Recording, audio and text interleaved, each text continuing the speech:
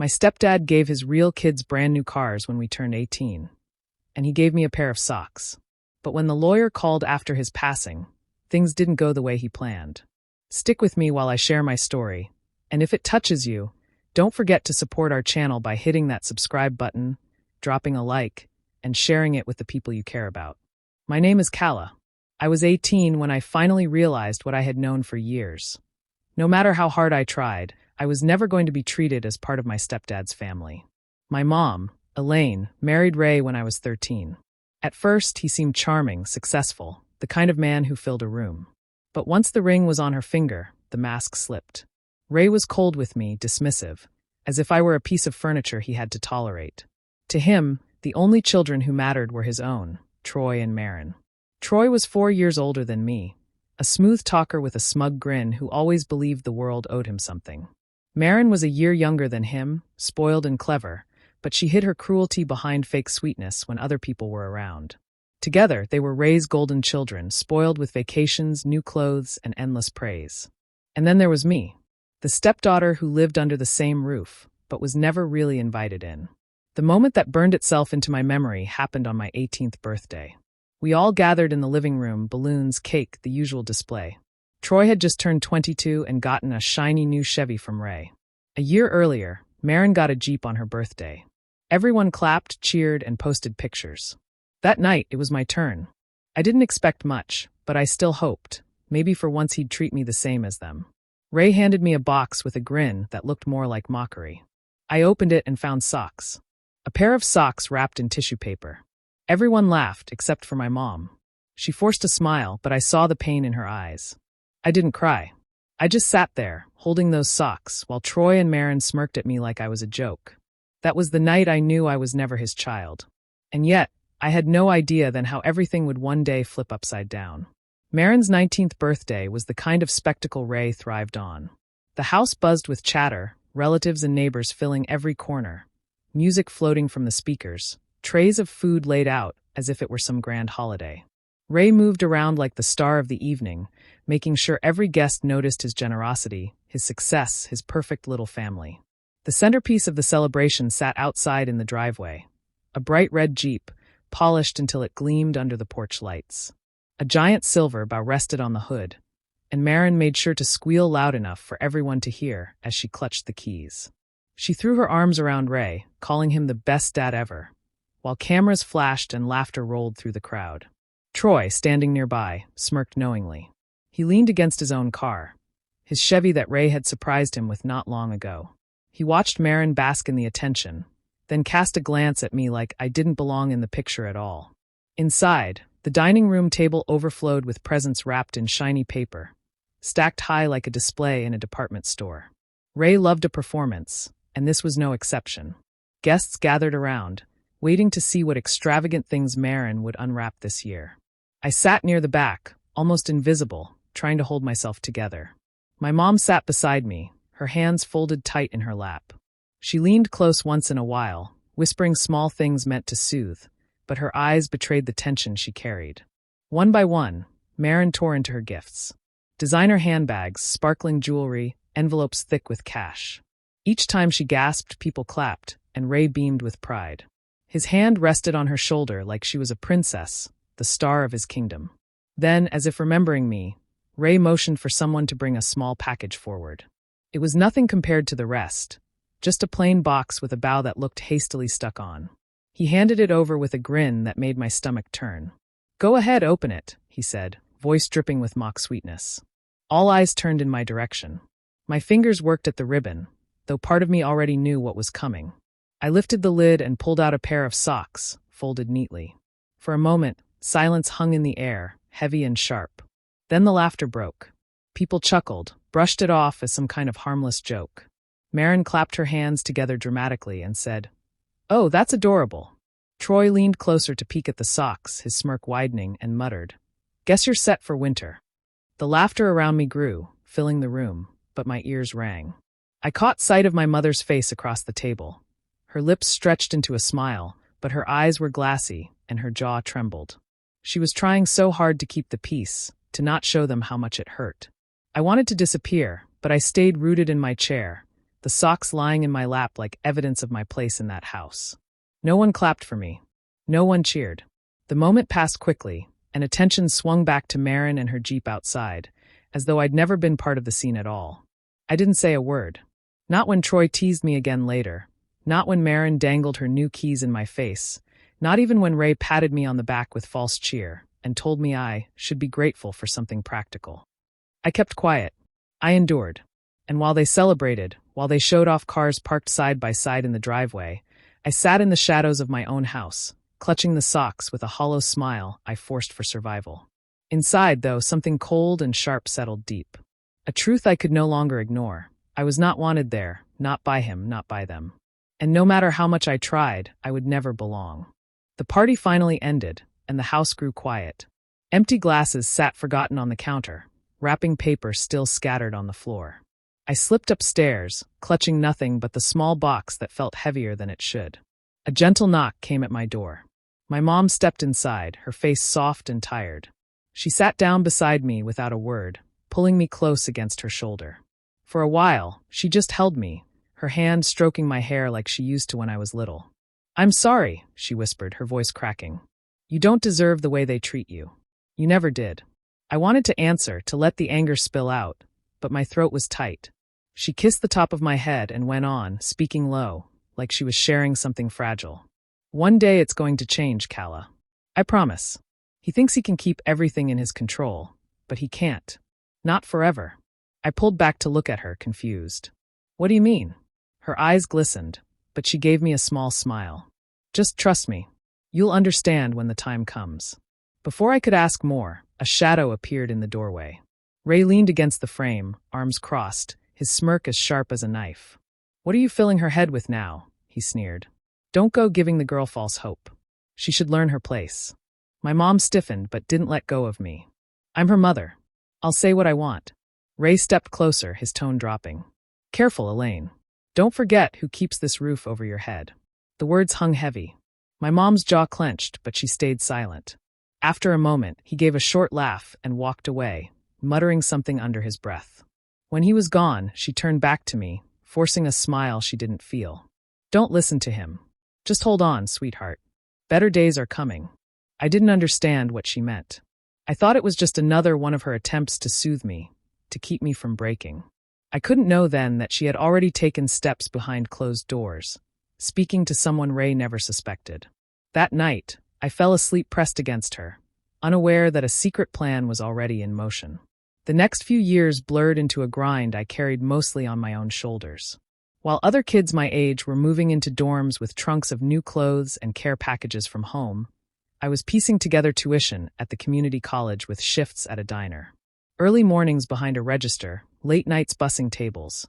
Whatever I could grab to cover fees and books. Meanwhile, Troy and Marin lived a different reality. Ray showered them with allowances, vacations, and every comfort money could buy. Marin floated through courses at a private university, skipping more classes than she attended, while Troy boasted about internships his father arranged for him. Opportunities that had nothing to do with his effort and everything to do with Ray's influence. The contrast was sharp every time I came home. They bragged about weekend trips, new outfits, and dinners at restaurants I couldn't afford even on payday.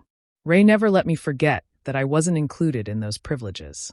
Whenever I asked for even small help with tuition or bus fare, his answer was the same. "Figure it out yourself." So I did. I learned to stretch $20 until it screamed. I studied in break rooms during lunch shifts, typed essays on borrowed laptops, and pushed through exhaustion that seemed permanent. And strangely, as the weight piled higher, I discovered something solid inside me. Every problem I solved on my own made me sharper. Each time Ray tried to hold me beneath his thumb, I found another way around it. My independence grew quietly, without an audience, while his children remained dependent on his wallet for every breath. I noticed the small things too. When Marin's credit card got cut off after she overspent, she panicked, helpless without a safety net. When Troy's car needed repairs, he had no idea how to manage without Ray covering the bill. They weren't prepared for real life. They didn't know how. I kept my head down, but a part of me stored every slight, every smirk, every reminder that I was different. It planted something in me I didn't yet name, a steady flame that burned stronger each time I proved I could survive without him. I didn't have luxury, but I had grit. And that was beginning to matter more than any gift he could ever give. It started with little things. My mom looking tired, moving slower, coughing when she thought no one was listening.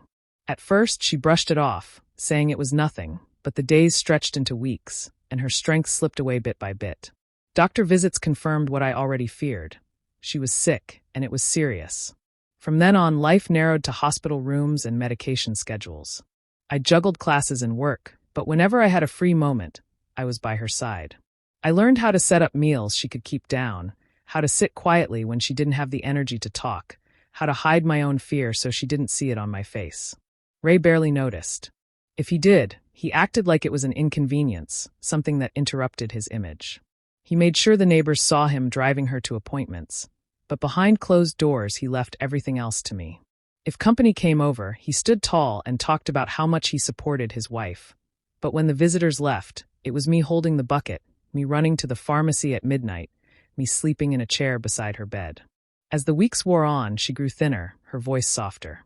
One night, when the house was still and Ray was snoring down the hall, I sat beside her with a cool cloth on her forehead. She opened her eyes, weak but clear, and gripped my hand. "Don't let him win," she whispered. Her breath rattled, but her gaze locked on mine. "The lawyer knows the truth." I froze. "Mom, what do you mean?" Her fingers squeezed mine, surprisingly firm despite how frail she had become. "Just remember, the lawyer knows. Promise me." Tears stung my eyes, but I nodded. "I promise." She sank back against the pillow, her expression softening. She didn't explain further, and I didn't push her. I was too afraid of tiring her out. I didn't understand the meaning behind her words, but I carried them with me. Even as her voice faded, even when her hands grew too weak to hold mine, that sentence burned into me. Not long after, she slipped away, leaving me with grief, and a mystery I couldn't yet solve. The church was filled with black clothing and lowered voices, but for me the sound was a dull roar I could hardly process. My mother's casket sat at the front, surrounded by white lilies, the scent sharp in the air. I sat in the first row, hands clasped so tightly my knuckles burned. Ray stood near the entrance, shaking hands and offering stiff nods like he was hosting a business reception. His face never cracked, no tears, not even the strain of holding them back. To anyone watching, he looked composed, respectable, just a man managing a sad duty. Troy slouched beside him, checking his watch, whispering jokes to Marin when he thought no one was looking. Marin had dressed in designer black, her makeup flawless, but her eyes darted around the room like she was scanning for attention. Neither of them seemed to grasp what the day meant to me. I sat alone. The people who came to honor my mother gave me polite hugs, but then drifted toward Ray, as if he were the center of everything. I felt invisible in a way that hollowed me out, but I kept my posture straight. I would not let them see me break. When the service ended, mourners filed outside into the gray afternoon. I lingered near the pews, needing a moment before stepping into the crowd. That's when a man in a dark suit approached me. He wasn't a guest I recognized, older, with kind but steady eyes. He leaned close, lowering his voice. "Miss Calla? My name is Mr. Denton. I was your mother's attorney." The name made my stomach jolt. I thought of her final words, the ones that made no sense to me then. He slipped a card into my hand discreetly. "We should arrange a meeting soon. There are matters you need to be aware of." I blinked at him, too numb to speak, but I nodded. His expression carried something firm, almost protective, before he gave a slight bow of his head and moved toward the door without drawing attention. I tucked the card into my palm, heart pounding. Around me, people murmured their goodbyes, but I could only think of my mother's whisper and the stranger who now confirmed it. Something was waiting for me. The conference room was polished and sterile, long table gleaming under bright lights. I sat at one end, palms damp against my lap, while Ray and his children filled the other side with smug confidence. They looked as though this were already a victory lap. Before the proceedings even began, Ray leaned back in his chair, lips curved in a self-satisfied grin. "Let's be honest," he said loudly enough for everyone to hear. "Elaine was a good woman, but she understood what family means. I expect everything will remain where it belongs, with me and my kids." Troy chuckled, drumming his fingers on the table. Marin smiled like she was already picturing shopping bags in her hands. Their certainty made my stomach twist, but I kept my expression blank. The lawyer, Mr. Denton, cleared his throat and began reading. His voice was calm, deliberate. This is the last will and testament of Elaine. Ray folded his arms, prepared to gloat. But then the words shifted. Elaine had directed that every piece of property, every account, every share she controlled be placed in my name. She had also taken steps to secure the joint holdings, making certain her portion could not be touched. The room fell silent except for the rustle of papers. Marin's jaw dropped. Troy sat forward, face red. And Ray shot up from his chair, slamming his fist against the table. This is outrageous. That woman wouldn't do this without manipulation. Mr. Denton didn't flinch. Your wife made these arrangements years ago, long before her illness. She consulted multiple advisors. These documents are airtight. Ray's voice rose, filled with fury. She had no right. Those assets are mine. Incorrect, the lawyer said firmly. She ensured her holdings were protected beyond dispute. Nothing here can be contested successfully. The weight of it sank into the room. For the first time, Ray's control slipped. His children stared at him, bewildered, no longer sure of their place in the story. I sat very still, my mother's last words echoing inside me. She had been planning this all along. While he boasted and schemed, she had carved out justice quietly, leaving me with everything he thought was his. Ray wasn't the kind of man to accept defeat quietly. Within days, he launched a legal fight, storming into courtrooms with accusations that I had twisted my mother against him. He painted himself as the victim, insisting I had schemed to cut him out. His lawyers repeated his claims like rehearsed lines, but beneath it all, his desperation was clear. Mr. Denton remained steady through every hearing. When Ray tried to thunder over the facts, Denton calmly brought forward the evidence my mother had left behind. There were recordings, Ray's voice sharp and cruel, belittling her when he thought no one could hear. There were sworn statements from people close enough to have witnessed his temper and neglect. And there were files, thick with numbers, tracing hidden accounts and patterns of control Elaine had documented with meticulous care. Piece by piece, the picture formed, not of a grieving husband betrayed, but of a man exposed. Each revelation cut into the polished mask he wore, until even the judge leaned forward, unimpressed with his outbursts. When the ruling came, it was final. The court confirmed the will's validity. Every property deed, every account tied to my mother's name, every asset she had safeguarded, passed directly to me. The home I grew up in, the money he thought would secure his children's futures, all of it shifted from his grasp into mine. The look on Ray's face as the decision was read was something I will never forget. His pride cracked wide open. Troy and Marin stared at him in disbelief, as if waiting for him to fix it with a snap of his fingers. But there was nothing left to fix. By the end of the week, he was packing his belongings, stripped of control. The neighbors watched as movers carried out his boxes, their whispers following him down the driveway. The same man who once strutted like a king now looked smaller than I'd ever seen. I stood at the doorway, silent, as he walked past me without a word. For years I had been treated as nothing more than an afterthought. Now, the house was mine, and he was the one leaving. Once the dust settled, I didn't rush to celebrate. There were no announcements, no grand speeches. I simply began living in the space that was mine now, walking through rooms that finally felt free of his shadow. Quietly, I handled the bills, met with bankers, and signed papers, piece by piece taking control of everything he thought he'd keep forever. It didn't take long before Troy and Marin showed up at my door. Their confidence was gone, replaced by uneasy smiles and nervous tones. Troy leaned against the entryway, trying to charm me like he always did, but his words carried a different edge now. He needed help, money for rent, for car repairs, for the kind of responsibilities he'd never faced before. Marin wasn't much different. She slipped into the kitchen with a soft voice, talking about how family should stick together. She asked for cash to cover her credit card debt, hinting that it would be so easy for me now. I listened, but I remembered every smirk, every time they had laughed while I was humiliated. I remembered the way they had stood by as Ray handed me scraps. So I shook my head. No, I said simply. Their faces fell, shock turning into anger, but I didn't bend. Meanwhile, Ray's downfall grew sharper by the week. Without the wealth he used to project power, his reputation slipped. Associates who once praised him kept their distance. Opportunities dried up, and whispers followed him everywhere. He tried to claw his way back, but the more he fought, the more people saw through him. I kept moving forward.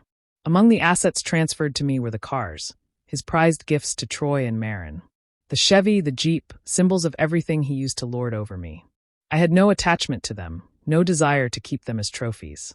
So I sold them. Watching the vehicles leave the driveway felt like the final turn of a key, shutting the door on years of cruelty. There was no gloating, no revenge speech. Just silence, steady and final, as the life he built for his real children crumbled. The house was still, the kind of quiet that used to make me uneasy. For years it had been filled with voices that cut me down, laughter at my expense, the constant reminder that I didn't belong. Now, with the rooms emptied of their presence, the silence carried a different weight. Peaceful, steady, almost like the walls themselves had exhaled. I walked slowly through each space, my steps echoing against the hardwood. The living room where I once sat small and humiliated felt different now. The kitchen, once off limits unless I was serving someone else, was mine to move through freely. Even the staircase felt lighter beneath my hand on the railing. Upstairs, I opened the drawer of my dresser. Tucked at the back, exactly where I had hidden them years ago, sat the socks Ray had wrapped with false cheer. The fabric was still folded, untouched. I held them for a long moment, remembering the sting of that night, the laughter, the way my mother tried to smile for me, the weight of being the outsider. Carefully, I placed them back into the drawer, not as a wound, but as a reminder. They were no longer a symbol of humiliation, but of distance traveled. From that box of nothing to this house filled with everything he never wanted me to have. Outside, the driveway stood empty. The flashy cars he had used to parade his generosity were gone, long sold. The only thing that remained was what truly mattered: security, freedom, and a legacy my mother had carved out in secret. I stood at the window, looking out over the yard, and let the thought settle fully. The battles, the sneers, the years of being pushed down, they had all led here. Not to vengeance, I shouted in his face, but to a quiet victory he could never erase. In the end, I whispered, my voice steady, his real kids got cars that broke down, but I got the one thing that lasted, a legacy and justice my mother made sure I would have. The words filled the empty house, and for the first time, I felt like it truly belonged to me. Do you think I was right to walk away from them, or should I have given them another chance? Tell me in the comments. I'd love your thoughts. And don't forget to subscribe and hit the bell for more stories.